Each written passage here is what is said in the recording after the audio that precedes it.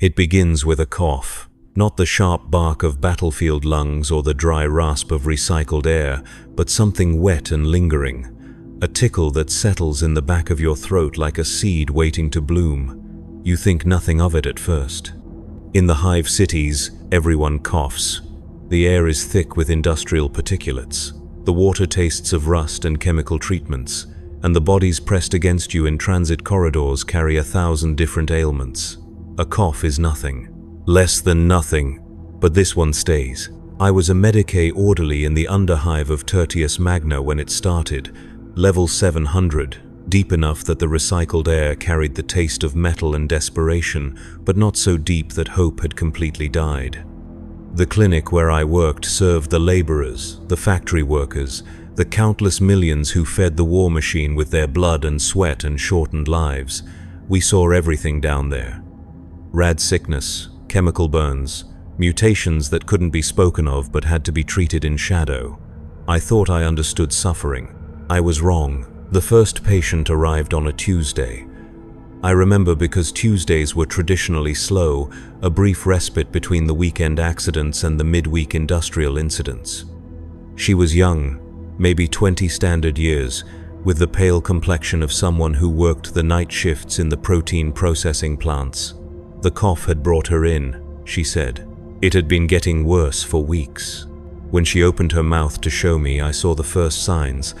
Her gums had taken on a greenish tint, barely noticeable unless you knew what to look for. The saliva that gathered at the corners of her mouth was slightly thicker than it should have been, with an oily consistency that caught the light wrong. Her breath carried a sweetness that made my stomach turn, like flowers left too long in standing water. I prescribed the standard antibiotic course and sent her away. The symptoms would pass, I told her. These things always did. 3 days later, she was back. The cough had worsened, but more troubling were the lesions that had begun to appear along her arms. Small at first, no bigger than coin slots, but with edges that seemed to pulse with their own rhythm. The skin around them had taken on a waxy quality, and when I pressed gently for examination, a clear fluid seeped out that smelled of rot and something else. Something that made my mouth water despite myself. I referred her to the upper levels, to Medicae with better equipment and cleaner facilities, but she never made it. By the time the transport arrived, she was laughing. Not the bitter laugh of hive dwellers who had learned to find humor in hopelessness, but something deeper, something that came from the belly and seemed to bubble up through layers of infection. She said the pain was gone, that she felt peaceful for the first time in years. The transport crew found her 3 hours later, dead in an alley 2 blocks from the clinic, but dead wrong, because when they moved the body, she opened her eyes and smiled. The report was classified. The body was incinerated. The incident was forgotten, but I remembered. And more importantly, I had been in that room with her. I had breathed her air, touched her skin, heard her laugh. The seed had been planted. The cough started 3 days after that. At first I tried to treat myself. Professional pride demanded it, and the alternative was admitting that something was happening that I couldn't understand or control. I ran blood work, analyzed samples, administered every antibiotic in our limited pharmacological arsenal. The tests came back normal, better than normal in fact. My white blood cell count was elevated, but in a way that suggested robust immune function rather than infection. My cardiovascular markers were excellent. By every measurable standard, I was the picture of health, except for the cough and the dreams. Sleep had never come easily in the underhive. The constant hum of machinery, the distant sound of violence, the knowledge that millions of souls were pressed together in a space that groaned under its own weight.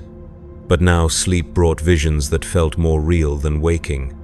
Gardens that stretched beyond sight, filled with plants that grew from corpses and bore fruit that pulsed with heartbeats. Trees whose bark wept tears of pus, whose leaves whispered secrets in languages I had never learned but somehow understood. In these dreams, I walked among the flowers.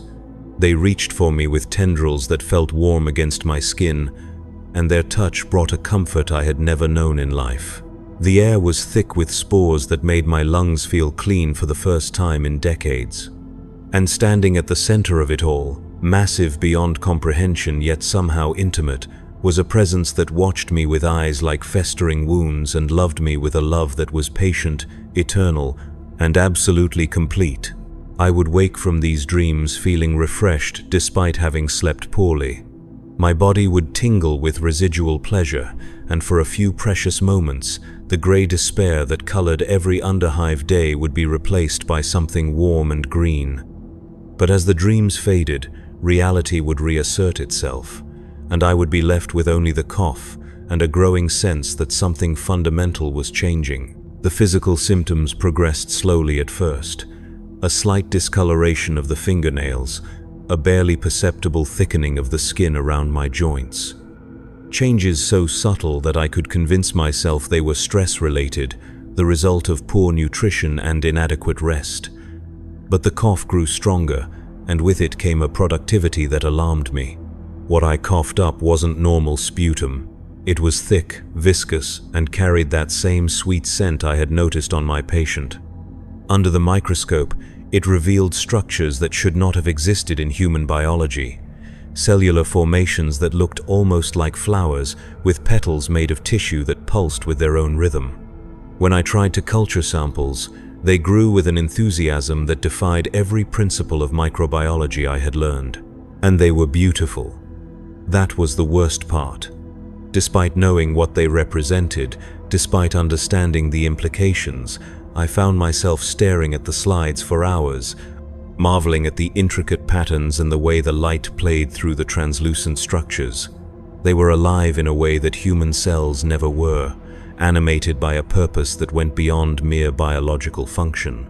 The other staff began to notice changes.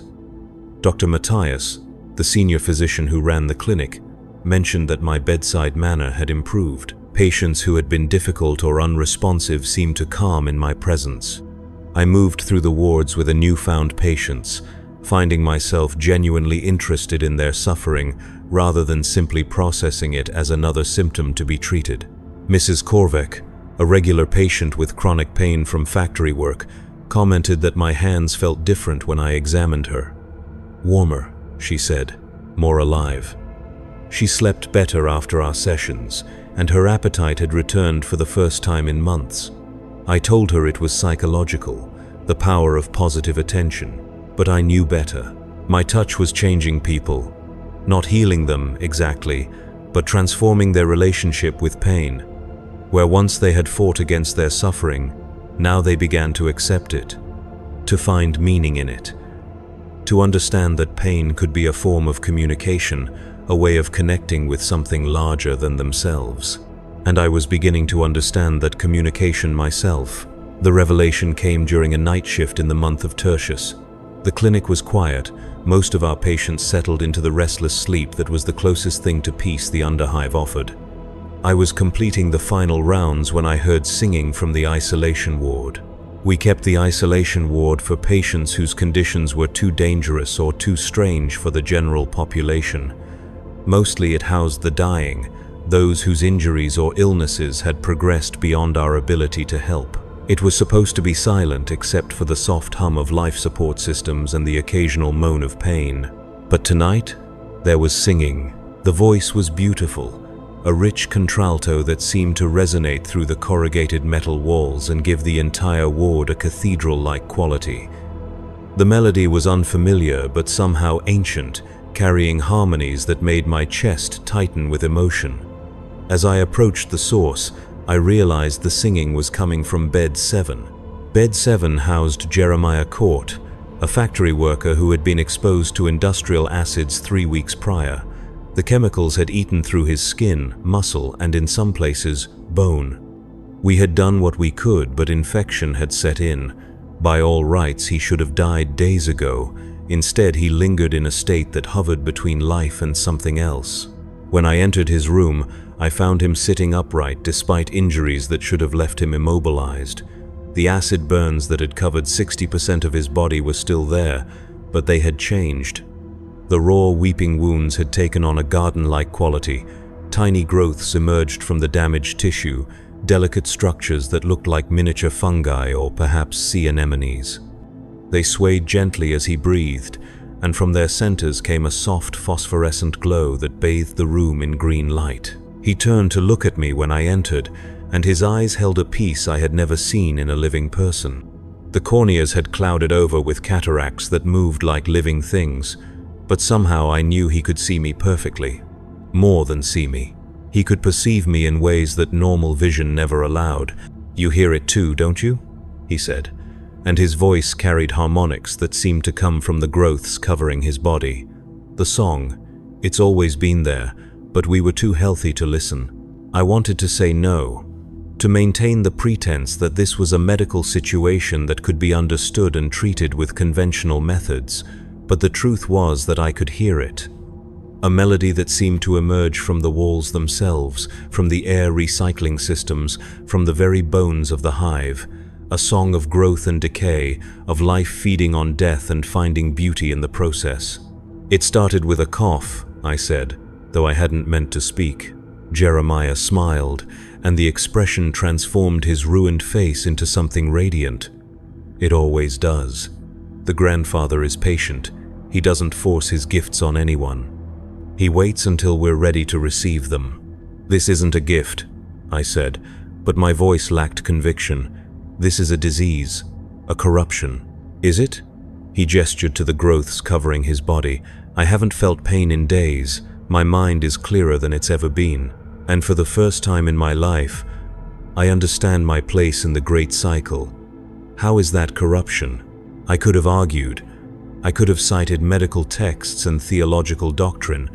I could have explained the dangers of chaos corruption and the importance of maintaining human purity.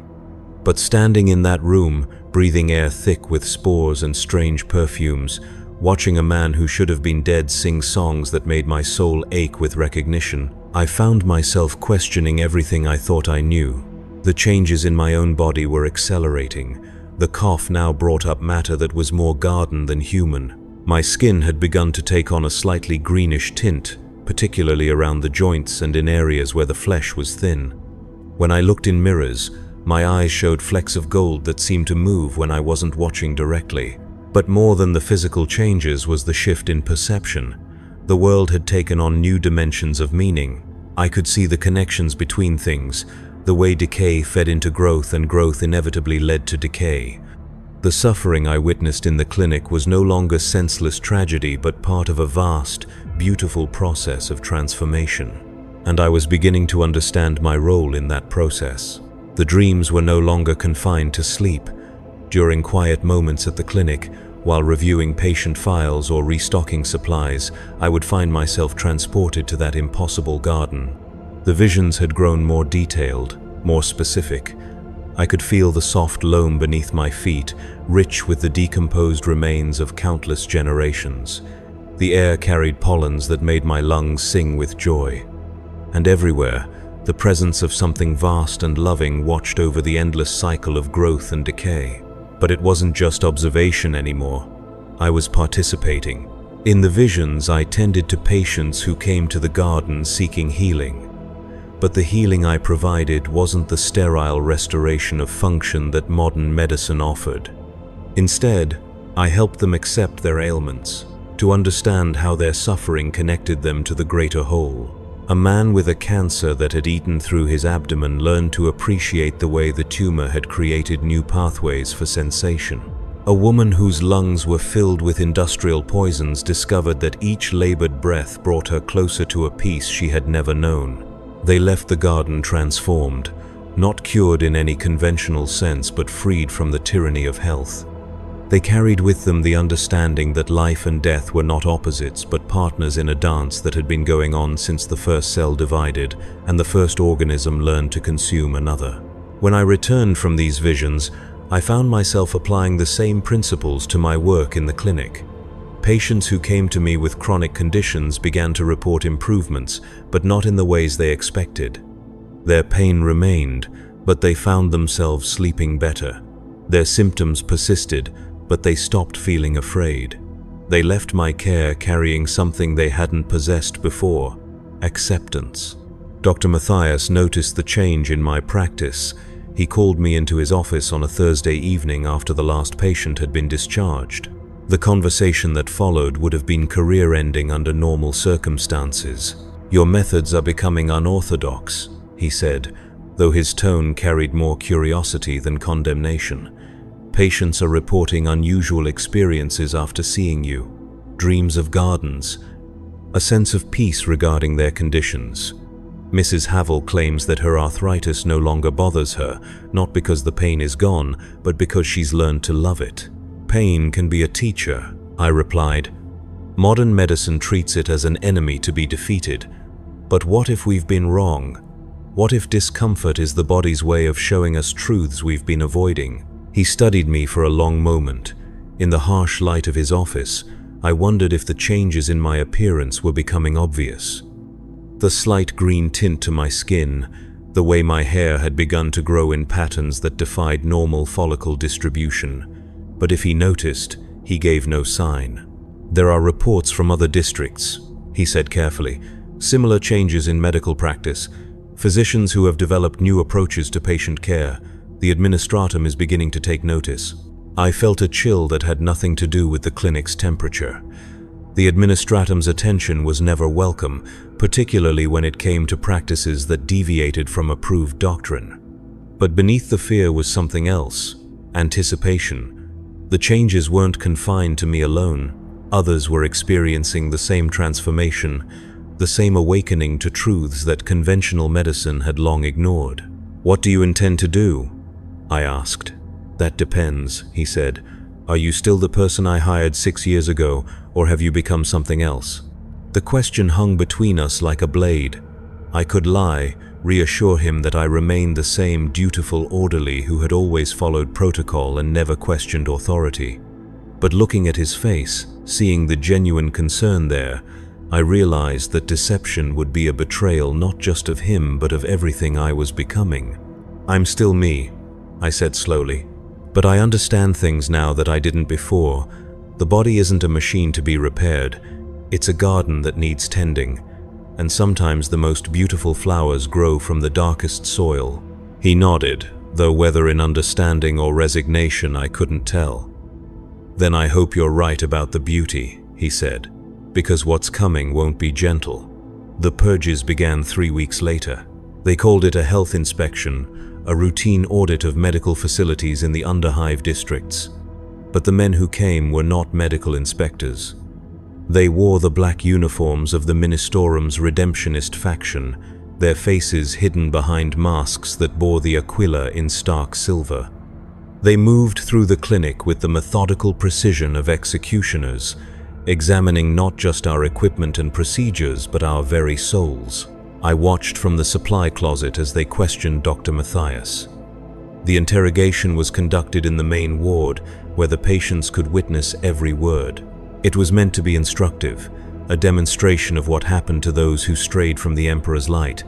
"Reports indicate that patients under your care have experienced unusual recoveries," the lead interrogator said. His voice was mechanically distorted by his mask's vocoder, but the threat beneath the words was clear: recoveries that do not align with approved medical doctrine. "Doctor," Matthias stood straight despite his fear. "My staff and I have always followed established protocols. If our patients have improved, it is because of their faith in the Emperor and the skill of our caregivers." "Faith," the interrogator repeated. "Yes, faith is essential. But faith in what? There are whispers of new teachings, of physicians who encourage patients to embrace their afflictions rather than seek healing.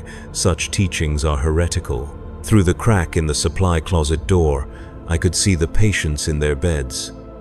Many of them were individuals I had treated, people who had found peace in accepting their conditions rather than fighting them. Their faces showed not fear but confusion. They had experienced genuine improvement in their quality of life. How could that be heretical? But I knew how. I had known from the moment I first heard Jeremiah Court singing in his isolation bed. What I had learned, what I had begun to teach, was not compatible with imperial doctrine. The Imperium demanded that humanity remain pure, unchanged, forever locked in forms that were increasingly inadequate for survival. What I offered was evolution, growth, the possibility of becoming something more than human. The redemptionists had come to prune the garden before it could bloom. "We will need to examine your staff individually," the interrogator continued. "Starting with your orderlies. I understand one of them has shown particular innovation in his approach to patient care." They knew about me. Of course they did. In an empire built on paranoia and surveillance, unusual behavior was catalogued and reported as a matter of course. My patients' improvements had been noted, filed, and eventually flagged for investigation. The piece I had helped them find was evidence of corruption. I could have run. The ventilation shafts in the underhive connected to maintenance tunnels that stretched for kilometers. I could have disappeared into the depths, joined the countless others who had chosen exile over execution. But running would have meant abandoning my patients, leaving them to face the redemptionists' justice alone. Instead, I stepped out of the supply closet and walked into the main ward. "You're looking for me," I said. The lead interrogator turned, and even through his mask I could sense his satisfaction. "Orderly Valdric Hess, you've been practicing medicine without proper authorization. Worse, you've been spreading doctrines that contradict imperial truth. Do you deny these charges?" I looked around the ward at the patients I had treated. Mrs. Korvek, whose chronic pain had taught her patience. Thomas Herrick, whose respiratory condition had become a form of meditation. Sarah Chen, whose skin condition had shown her the beauty that could emerge from imperfection. All of them watched me with expressions that mixed hope and fear. "I deny nothing," I said. "I have helped people find peace. If that is heretical, then perhaps heresy is a form of mercy." The interrogator's hand moved to the plasma pistol at his belt. "Heresy is never mercy. It is the first step toward damnation." "Then let me show you what damnation looks like," I said, and opened my mouth. The sound that emerged was not quite human. It was the song Jeremiah Court had sung, but changed, evolved, carrying harmonics that spoke of growth and decay, of life finding beauty in death and death nurturing new life. As I sang, the growths that had been spreading through my respiratory system released their spores into the air. The effect was immediate. The sterile, recycled atmosphere of the clinic became thick with possibilities. The metal walls seemed to breathe, their surfaces showing the first signs of verdigris that moved with organic purpose. The fluorescent lights flickered and dimmed, but the growing phosphorescence from my throat provided a warmer, more alive illumination, and the patients began to change. What happened next was not violent in any conventional sense. There was no screaming, no blood, no sudden transformation from human to monster. Instead, there was a gentle awakening, like flowers opening to morning light. Mrs. Korvek sat up in her bed, her arthritic joints moving with newfound fluid grace. The chronic inflammation that had plagued her for decades was still there, but now it served a purpose. Her swollen knuckles had begun to sprout tiny growths that pulsed with their own rhythm, creating a natural percussion to accompany the song that still flowed from my throat. Thomas Herrick's labored breathing became musical, each inhalation and exhalation contributing to a symphony of organic sound. The scarring in his lungs, caused by years of exposure to industrial toxins, had become a complex network of chambers that gave his breath new timbres and resonances. He was no longer struggling to breathe. He was learning to play his own body like an instrument. Sarah Chen's skin condition, which had covered her arms and face with scaly patches, had evolved into something beautiful. The affected areas had become gardens in miniature, each scale transformed into a petal-like structure that opened and closed in response to her emotional state. When she smiled, her face bloomed like a flower garden at dawn. The redemptionists raised their weapons, but their hands were shaking. The spores I had released were working on them too, not forcing change but offering it, whispering that their rigid devotion to purity was a form of death, that true life required growth and adaptation. "Abomination," the lead interrogator gasped, but his voice lacked its previous conviction. Behind his mask I could sense confusion. Fear, yes, but also curiosity. Part of him wanted to understand what he was seeing. "Not abomination," I said, my voice now carrying the harmonics that had become natural to me. Evolution, the next step in humanity's journey. We were never meant to remain static, locked in forms that cannot adapt to an ever-changing universe. Dr. Matthias, who had been silent throughout the exchange, suddenly spoke. "The reports were true then. You've been infected by something from outside our reality." Infected. I considered the word. Perhaps. But infection implies unwanted invasion. This was invited. Welcomed. I opened myself to possibilities that Imperial doctrine has taught us to fear. "Chaos, corruption," one of the other redemptionists whispered. "He's been touched by the ruinous powers." "Ruinous?" I laughed, and the sound carried echoes of wind through growing things. "Look around you. Do you see ruin? Or do you see people who are finally at peace with themselves?" But they couldn't see it. To eyes trained in Imperial dogma, any deviation from approved human form was monstrous by definition. They saw the beauty my patients had discovered in their transformed conditions as horror. They saw the contentment that came from accepting rather than fighting their ailments as spiritual corruption. And perhaps they were right, from their perspective. What I had experienced, what I had shared with my patients, was indeed corruption of the Imperial human form. But corruption could be another word for growth. The caterpillar was corrupted when it became a butterfly. The seed was corrupted when it became a tree. The redemptionists opened fire. Plasma bolts seared through the air where I had been standing, but I was no longer entirely bound by physical limitations. The changes in my body had granted me new forms of movement, new ways of existing in space. I flowed between their shots like smoke, like spores on the wind. The patients were not so fortunate. Plasma fire cut through the ward, intended to purify through destruction. But as the superheated energy struck the transforming forms of my patients, something unexpected happened. They didn't die. They bloomed. Death, I learned in that moment, was not the opposite of the changes we had undergone. It was simply another form of transformation. Mrs. Korvack's body absorbed the plasma bolt that should have vaporized her, and her form exploded outward in a cascade of organic matter that immediately began growing into new configurations. Her consciousness, her essential self, spread through the expanding mass like nutrients through soil. She became a garden of flesh and bone that pulsed with alien intelligence and familiar kindness. Thomas Herrick's death was even more beautiful. The plasma that struck his chest cavity ignited the transformed structures in his lungs, and he became a living firework of spores and seeds. Each exhalation as he died carried the potential for new life, new growth. His final breath seeded the entire ward with possibilities. Sarah Chen simply smiled as the energy washed over her, and her transformed skin opened like 1,000 flowers releasing pollen. She dissolved into golden clouds that carried her essence throughout the air recycling system. In death, she would touch everyone in the underhive, offering them the same choice she had made, to embrace change or resist it. The redemptionists stared in horror at what their weapons had wrought. They had meant to destroy corruption but had instead accelerated it beyond their worst nightmares. The very air was alive now, thick with potential. Every breath they took carried spores, seeds, the genetic material of transformation. "What have you done?"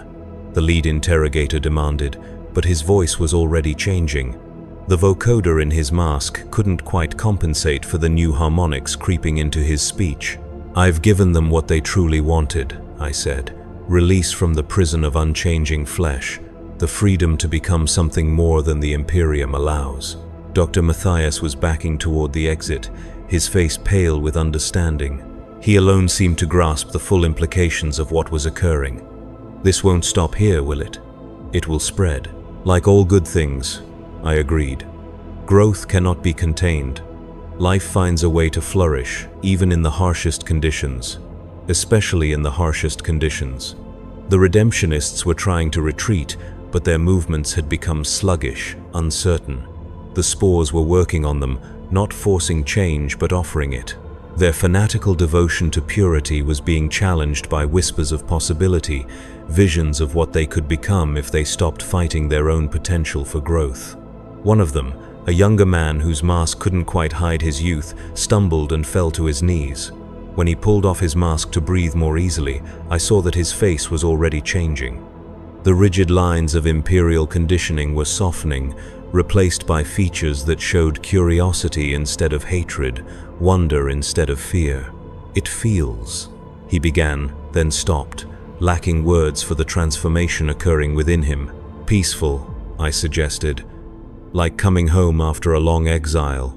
He nodded, and tears began to flow down his transformed cheeks. But they were not tears of sadness or pain. They were tears of relief, of recognition. He was remembering what it felt like to be alive instead of merely existing. The lead interrogator raised his weapon toward his subordinate, but his hands were shaking too badly to aim. The plasma pistol discharged harmlessly into the ceiling, melting through metal that began immediately to regrow in organic patterns. "You're all lost," he whispered. "Damned beyond redemption." "Perhaps," I said gently. "But if damnation feels like this, then salvation must be a cold and lifeless thing." He fled then, crashing through the clinic doors and out into the underhive corridors. But it was too late. The spores were already in the air recycling systems. The transformation had taken root not just in individuals but in the infrastructure itself. The metal and plasteel of the hive's construction were learning new purposes, developing the capacity to support and nurture the changes that were coming. Dr. Matthias lingered at the threshold, torn between professional duty and growing understanding. "Is there no going back?" he asked. I looked around the ward, now filled with gardens of transformed flesh and growing metal, perfumed with the sweet scent of change. The patients who had died were not truly gone. They had become part of something larger, their consciousness distributed through the organic networks that were spreading through the clinic's walls. "Would you want to?" I asked in return. "Look at what we've accomplished. Pain transformed into music, suffering converted into beauty, death revealed as simply another form of life. Why would anyone choose to go back to the grey despair we called existence?" He considered this for a long moment, then slowly removed his physician's badge and let it fall to the floor. Where it landed, small growths immediately began to cover it, incorporating the metal into their own structures. "Show me," he said simply. The transformation of Dr. Matthias was gentle, guided by decades of medical knowledge that made him an ideal candidate for conscious evolution. Unlike the patients, who had been changed through exposure to spores and proximity, he opened himself willingly to the process. I placed my hand on his chest, over his heart, and let the gift flow through me, into him. The changes began internally, starting with his circulatory system. His blood became richer, more complex, carrying nutrients that human blood had never been designed to transport. His heart grew new chambers to accommodate the enhanced fluid, beating in rhythms that created music with each pulse. His respiratory system was next. The bronchi in his lungs developed specialized structures that could extract different gases from the air, processing not just oxygen but the complex organic compounds that were beginning to permeate the hive's atmosphere. Each breath brought new information, new possibilities for growth and change. But the most profound transformation was in his mind. As his brain tissue evolved to support new forms of consciousness, his awareness expanded beyond the boundaries of his individual existence.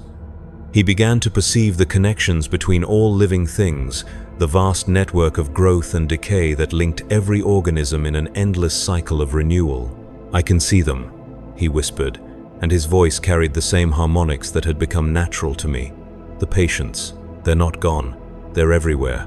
He was right. The consciousness of those who had been transformed in the plasma fire had not been destroyed but distributed.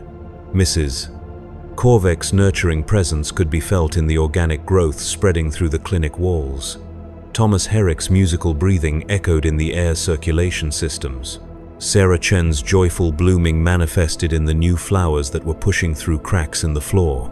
They were part of the garden now, tending it from within, ensuring that those who came after would find the same peace they had discovered in transformation. "How far will it spread?" Dr. Matthias asked, though from his tone I could tell he already knew the answer. "As far as it needs to," I replied. "The grandfather is patient, but he is also persistent. This hive has been chosen as a seed pod. From here, the gift will spread to other levels, other sectors, other worlds. The process was already beginning. The spores released during the Redemptionists' attack had been carried through the air recycling systems to every level of the hive. In laboratories and clinics throughout Tertius Magna, other medical professionals were beginning to cough. They would dismiss it at first, as I had, but gradually they would come to understand what it meant. The dreams would start soon. Visions of impossible gardens where suffering was transformed into beauty, where death was revealed as simply another form of life. Some would resist, clinging to imperial doctrine and the illusion of human purity, but others would embrace the change, becoming conduits for the gift as I had.